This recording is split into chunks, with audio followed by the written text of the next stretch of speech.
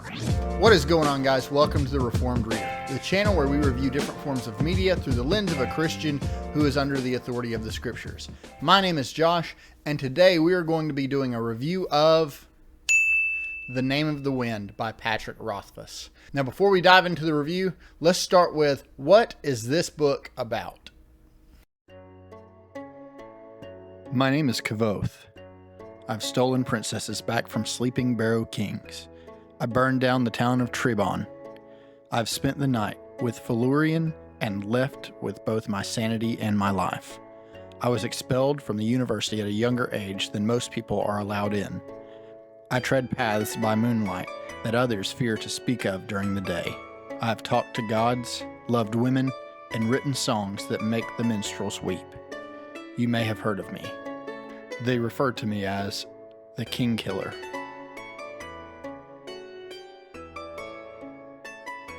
Alright guys, so the way I normally structure my reviews, I go over the good, the bad, and the ugly. The good being the things in the book that I enjoyed, the bad being things that didn't work so well for me, things like characters I didn't like, or the prose, or the writing style. And then I go over the ugly, which is what could be some sin that is steeped into the work that might hold a Christian back from reading it. So let's start with the good. What did I like about Name of the Wind? There is a lot here that I really enjoyed. Now, before I dive too far into it, I want to mention that I am removing all of my presuppositions or biases about Patrick Rothfuss, the author, and am instead just going to dive into his work. And so this book I absolutely loved. Also, I read this book at the perfect time. I was seasoned enough as a fantasy reader, but I had never picked anything up like this before. Also, I read this as an autumnal read, and it was the perfect time to pick this up. I know a lot of people talk about that nothing really happens in this book. I know Mike over at Mike's Book Reviews is not a huge fan of this book. And to his credit, there isn't a ton that occurs in this first book, but it had its hooks in me from the first few pages. I don't know why, but even the mundanity of the book, I absolutely loved. I mean, there is just a ton here to love. So specifically, Kavoth is a character. I know a lot of people aren't crazy about him. The biggest thing that I don't like about Kavoth is his name. It's ridiculous. It's hard to say, but you know, that's neither here nor there. But otherwise, I really enjoyed his character. I liked seeing how he kind of came from nothing and overcame adversity after adversity. I loved the setting. I loved the setting of this book and of this series. It is so compelling to read about. It also felt like I was there. I know sometimes I'll read certain stories where the world is supposed to be extremely expansive, and while it is, they lose me because I'm not one that really tends to flip back and forth to maps, but this world felt lived in. This felt more like a true historical account from our main character that lived these experiences rather than a story that was made up by the author. So I absolutely loved that. I loved the conflict in here.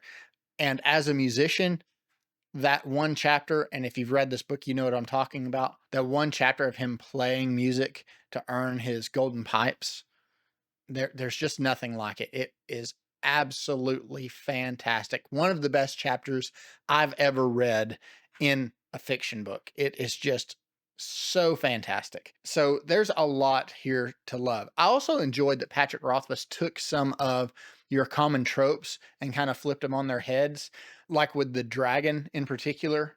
You know, we're expecting a fantasy book. We're expecting this big fire-breathing dragon with wings, and that's not really what you get here.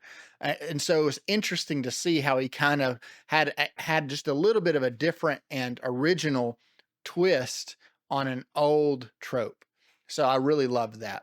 And there's a lot in here. I could probably gush about the good for quite a while, but a lot of people talk about the prose, about how good the prose is. And while I would agree that it's good, I never really noticed it. Like there was never a point where I opened my book and started reading and thought, man, his writing style is so good, or man, this writing is so flowery. At no point did I ever really think that. I just really enjoyed it. It just had me sucked into the story. Now let's talk about the bad. What were some things in this book that didn't work so well for me? Well, like I mentioned before, in The Good, where he turned some of those tropes on their head. I also didn't enjoy that as much in certain instances. While I enjoyed the execution of him adding a different twist to it, I wasn't crazy about the dragon, if that's what you want to call it in this book. I also wasn't crazy about what the dragon's motivations were, if you want to call it that. If you've read the book, you know what I'm talking about. I wasn't super crazy about that. It was fine. It didn't pull me out of the story. It was okay. Some of the other things that I didn't like about the book were Dinah. She is like an awful human being, and I understand why Kvothe is infatuated with her. But I think that our character maybe ought to come to the realization that it is a lustful infatuation and not actually love. So I didn't like that Dinah was being portrayed as the one that got away, or the love of his life that one day he'll come to. I just thought she was a horrible human being. So I did not like her at all. There was a couple of other things, like when Kvothe entered into the library, finally got in there, and we met one of our antagonists, and he handed him a candle to light his way. You would think that he would be intelligent enough to know that that would be disallowed, and he just kind of rolled with the punches. Didn't really make a lot of sense to me. Didn't really make a lot of sense to this, because he had been making such good decisions up to that point. Kind of just felt like it was in there to add conflict, which I'm glad there was conflict in there, but I think maybe he could have went about it a just slightly different way. I also wasn't crazy about the structure of the book, meaning that this was day one of Kvothe retelling his story to the historian. I wasn't crazy about that structure. I enjoy it, but like Mike has said, there's just not really a lot that happens. And so you get to the end of the book, and it's the end of day one, and there wasn't really a lot that happened. He told a lot about his life, but it was really more of like if someone were to ask me to recount my entire life story, and I fit as much of it as I could into an afternoon, it's not overly exciting for the reader. However, if you're fine with slow pace, slow build, and just kind of diving into a fantasy world for that escapism, you're going to love this. And so that brings me to the ugly, which is what could be some sin that is steeped into the work that might hold a Christian back. Now, I break this down into 5 categories, and I rate them out of 10, 10 being the most severe. So let's start with violence and brutality. Violence and brutality, I gave this a 4. There's some violence in here. There's some battles at times can be in the beginning. I don't want to give anything away. I don't want to get into spoilers, but in the beginning, there was a pretty brutal scene that occurred when Kvothe was a boy that was descriptive enough, made you a little uncomfortable there. Also, when he was a child and he was having to fend for himself on the streets, there's quite a bit of brutality there, which I'll get into in a minute. Yeah, the violence and brutality at its peak, I would say, was like a 6, maybe a 7. But overall, I would put it like a 4, because those scenes happen kind of few and far between. So just know that going into it, that there are some peaks to the violence and brutality, but with the peaks, there's the equivalent of those peaks in the valleys, which is where there's not really a lot going on. So overall, I would give that about a 4. And then the second category is sexually explicit content. I gave this a 5. Now, the reason I gave this a 5 is because there's not really a lot that goes on. As a matter of fact, there's just passing references to some things that may have occurred at an inn, or maybe some innuendo, or that people are implying certain things about our main character, but there's nothing really that happens, except when he was a child, there is a very glancing mention of him being sexually assaulted by other children. So that was kind of hard to read, and honestly, I missed it the first time. I've only read this book once, but after I heard this from other reviewers, I went back and looked at it, and I realized what Patrick Rothfuss was telling us occurred, and it was similar in the sense of talking about Andy Dufresne and the Shawshank Redemption. And if you know what I'm talking about, then you understand. Otherwise, I'm not going to get into details. But that scene alone made it, jumped it up to about a 5, because it was hard to read, and it's supposed to be, because you understand the difficulty and the trauma that our main character went through to get to where he is today. That leads me into the third category, which is language. Language, I gave a 4. There is some language in here, not much. Again, it's been, I think, 2 years since I've read it, but I don't remember there being any glaring language. And so I gave it a 4 to play it safe for you, the viewer, because I can't remember. I do remember there was some language, but I can't remember specifically times where there was some intense language. So I would just probably put that about a 4, maybe even a 3. There is some, but not, again, not enough that made me put it down. This leads me into the fourth category, which is gratuitous inclusions. Now, if you want to know what I mean by this, I've talked about this in one of my other videos, and I'm not going to get too far into it, but I gave this a 0. I didn't find any kind of gratuitous inclusions in this book. I think that Rothfuss is an intentional author, and he put certain things in here and didn't put certain things in here, all on purpose. Every word is on purpose. Every sentence is on purpose, which is why it takes him 15 years to release a new book. But every sentence in here, every chapter in here, every character in here is on purpose. They're written in a certain way on purpose. So because of that, I mean, he's writing a story to tell a story, not to preach at us or to virtue signal to a certain group of people. So to me, it's a big goose egg. I didn't see any gratuitous inclusions in here whatsoever, which leads me to the last category, which is dark themes. Are there any dark themes that are maybe underlying the entire story?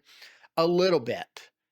There's a spiritual aspect to the story, the fantasy elements, which are kind of few and far between, and not overly explained, which I enjoy, tend to lean on the darker side of things. Kvothe's entire motivation is to discover what truly happened when he was younger, traveling with his family. If you know what happened, then you understand what dark themes I'm referring to. But otherwise, it just seems like there's some dark or wicked magic going on in the background that he's trying to track down the practitioners of this magic. So that leads me to this question, which is, would I recommend this to a Christian? I absolutely would. It really depends on who it is, though, because I think I would recommend this to a Christian that is a seasoned fantasy reader. I wouldn't hand this over to somebody that's just jumping into fantasy. I wouldn't hand this to somebody that isn't used to not only the fantasy world, but used to some of these fantasy tropes, because I wouldn't give this to a new fantasy reader, because a new fantasy reader is probably expecting and maybe even hoping for some of your traditional fantasy stories, you know, swords, sorcery, dragons, that kind of thing. And while that's in here a little bit, it's not the main thread of the story. So I would probably recommend this to somebody that's a little more seasoned. Also, because his writing, his prose is a little more flowery, I wouldn't hand this to somebody that isn't an adult, or at least an advanced reader, because it could be seen as a stumbling block for the story. I didn't really have an issue with it, but again, I had been reading for 3 or 4 years before I picked this up. So if that kind of flowery writing excites you, or if you're a well-seasoned reader and you don't mind having some of these ugly things that are in the work, then I would definitely recommend this to you, because it is such a compelling story and world. I would rate this probably a PG to PG-13 type rating. There are times when it can lean pretty heavy on some of that stuff, but most of the time it stays pretty PG. To me, I really enjoyed it. If you're a musician that loves fantasy books, then I would highly recommend this because of that one chapter. It's so great. The explanation and of the emotions and what he's trying to convey to the audience, so good. So yes, I would recommend this to a Christian, but it depends on who it would be. It would be a more niche group than me recommending it to a wide audience. So overall, I didn't just like this book, I loved it. It's one of my top 10 fantasy books of all time, which I did a video of right here if you want to check it out. But I can see how it wouldn't be for everybody. I absolutely loved it, but I don't want to just give it a glowing review because it does have its problems. So overall, I really enjoyed it, and I think there are people out there that may enjoy it as well. Let me know if you've read it, if you really enjoy it, down in the comment section below. Guys, thank you again so much for watching these videos. I appreciate each one of you who are subscribed, but please, more than anything, share these videos to your Christian brothers and sisters so that I could be a good resource to other Christians who love to read, so that maybe we'll spend our time, money, and energy more wisely and be better stewards with what the Lord has given us. So again, guys, thank you so much for watching, and I will catch you on the next one.